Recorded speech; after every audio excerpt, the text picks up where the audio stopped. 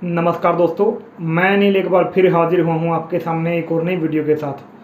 तो किसान भाइयों, इस वीडियो में हम बात करने वाले हैं कि सोयाबीन की फसल में क्या 4 गलतियाँ आपको कभी नहीं करनी चाहिए, जिससे कि आपकी जो है पैदावार या फिर बोल सकते हैं कि जो आपको उत्पादन है उसके ऊपर बहुत बुरा प्रभाव पड़ता है और उत्पादन बहुत कम होता है और कई बार तो फसल जो है काफ़ी हद तक जो ख़राब हो जाती है।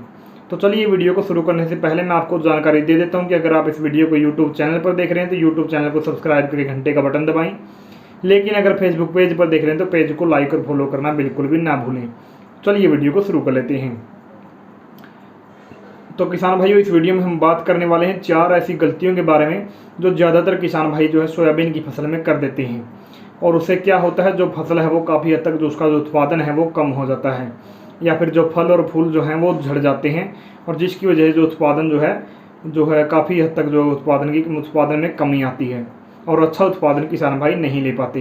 तो इसके लिए हम 4 आपको कारण बताने वाले हैं कि जो 4 चीज़ें हैं उनका आपको विशेष तौर पर ध्यान रखना है।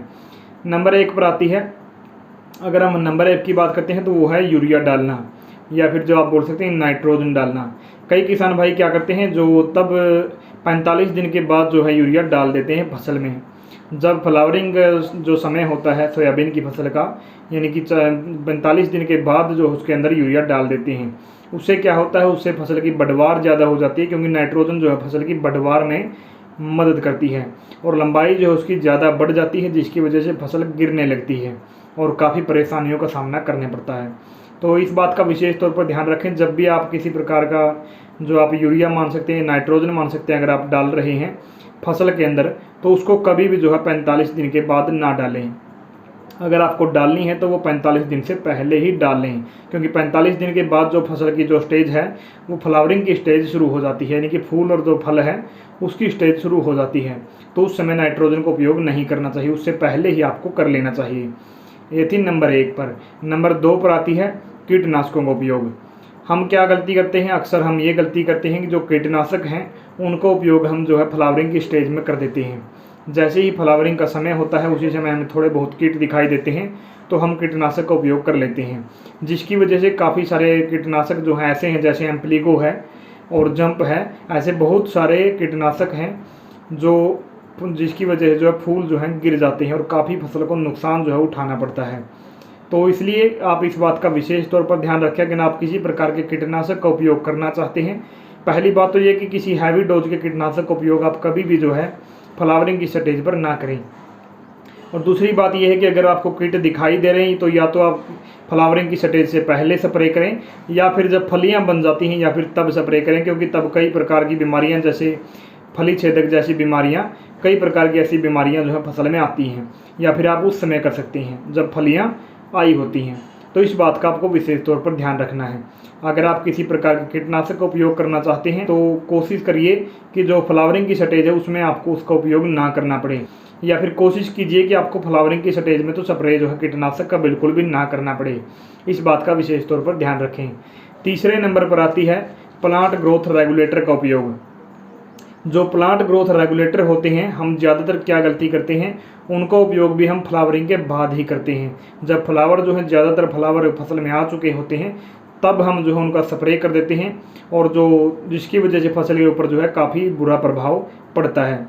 तो इस बात का भी विशेष तौर पर ध्यान रखें, जैसे भी कोई भी प्लांट ग्रोथ रेगुलेटर का अगर आप उपयोग करते हैं तो ऐसा कीजिए कि तब जो फ्लावरिंग जो है 2 से 5% आपको दिखाई दे, थोड़े थोड़े फूल आपको दिखाई दे, तब आप कर सकते हैं।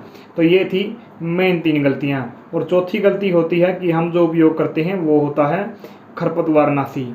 जो खरपतवार नाशी है, कभी भी उसका भी स्प्रे आपको जो है फ्लावरिंग की स्टेज पर बिल्कुल भी नहीं करना है। फ्लावरिंग की स्टेज पर उसका उपयोग कभी भी ना करें। जो फ्लावरिंग की जो स्टेज होती है उस समय तो खरपतवार आपके बहुत बड़े हो चुके होते हैं, तो उस समय तक तो खरपतवार का जो निवारण है उसके लिए आपको इंतज़ार नहीं करना चाहिए। जो खरपतवार नाशी हैं वो आपको डालने चाहिए तकरीबन 20 से 30 दिन की अवस्था में। जब जो खरपतवार है 2 से 3 पत्तियाँ या 4 पत्तियाँ या फिर 5 पत्तियाँ होते हैं तब आपको डालना चाहिए या फिर स्प्रे उसका करना चाहिए। तब तक ना तो फसल पे किसी प्रकार के फूल या फल होते हैं और ना ही किसी प्रकार का नुकसान फसल को होता है। और अगर आप फ्लावरिंग के समय पर अगर आप ऐसा करते हैं तो कई बार फसल के ऊपर इसका भी जो है काफ़ी बुरा प्रभाव देखने को मिलता है। तो इन 4 चीज़ों का विशेष तौर पर ध्यान रखें कि ये 4 चीज़ें जो है कभी भी आपको जो है इस समय पर नहीं करनी है, फ्लावरिंग के समय पर। लेकिन हाँ, अगर एक बात भी है, अगर आपको लगता है कि फसल जो है काफ़ी कमज़ोर है और फ्लावरिंग की स्टेज पे आ चुकी है, तो आप उसके अंदर आप ना तो प्लांट ग्रोथ रेगुलेटर डाल सकते हैं और ना ही आप उसके अंदर यूरिया डाल सकते हैं। तो आप कैल्शियम नाइट्रेट का यूज कर सकते हैं। कैल्शियम नाइट्रेट जो खाद है आप उसका यूज भी कर सकते हैं। लेकिन जब आपने पहले फसल को आपने देखा है, जब तक फ्लावरिंग की स्टेज तक वो पहुंची है, तब तक तो किसानों को पता होता है कि जो फसल की जो हालत है वो कैसी है, उसकी जो ग्रोथ है, जो बढ़वार है वो कैसी है। अगर आपको लगता है कि फसल की कंडीशन थोड़ी कमज़ोर है, थोड़ी आपको लगता है कि फसल जो है अच्छी दिखाई नहीं दे रही है, तो कोशिश कीजिए फ्लावरिंग से पहले ही आप जो है यूरिया डालें या जो प्लांट ग्रोथ रेगुलेटर हैं या फिर उनका उपयोग करें। क्योंकि फ्लावरिंग की स्टेज में इन चीज़ों का उपयोग ना करें, क्योंकि इनका जो बुरा इफेक्ट है फसल के ऊपर पड़ता है। अगर आप इन बातों का विशेष तौर पर ध्यान रखते हैं तो आपकी जो फसल है वो जो है अच्छी उत्पादन जो आपको मिलने वाला है। क्योंकि अगर फूल ड्रॉप हो जाते हैं किसी वजह से, कीटनाशकों के स्प्रे से हो जाते हैं या फिर किसी और वजह से, या जो फसल है आपने यूरिया जो है आपने फ्लावरिंग की स्टेज पे 45 दिन के बाद डाल दिया, फसल की जो हाइट है वो ज़्यादा हो जाती है, जिसकी वजह से जो है जड़ें उसको जो है पौधे को खड़ा नहीं रख पाती और पौधा गिरने लगता है। तो ऐसी अवस्था में भी फसल काफ़ी हद तक ख़राब हो जाती है। तो इन बातों का विशेष तौर पर ध्यान रखें। अगर आप ऐसा करते हैं तो आपको उत्पादन जो है अच्छा मिलने वाला है और आपकी जो फसल है वो भी बहुत अच्छी जो है रहने वाली है। तो किसान भाइयों, ये थी कुछ बातें जो सोयाबीन की फसल में जिनकी आपको बहुत विशेष तौर पर जिनको जो है आपको याद रखना चाहिए और इन उपायों को आपको अपनाना चाहिए। तो मैं आशा करता हूं कि आपको जो है ये वीडियो पसंद आई होगी। अगर पसंद आई हो तो वीडियो को लाइक कीजिएगा, ज़्यादा से ज़्यादा शेयर कीजिएगा और कमेंट करके बताइएगा आपको ये वीडियो कैसी लगी। मैं कामना करता हूँ कि आपका आज का दिन शुभ हो और वीडियो देखने के लिए आपका बहुत बहुत धन्यवाद।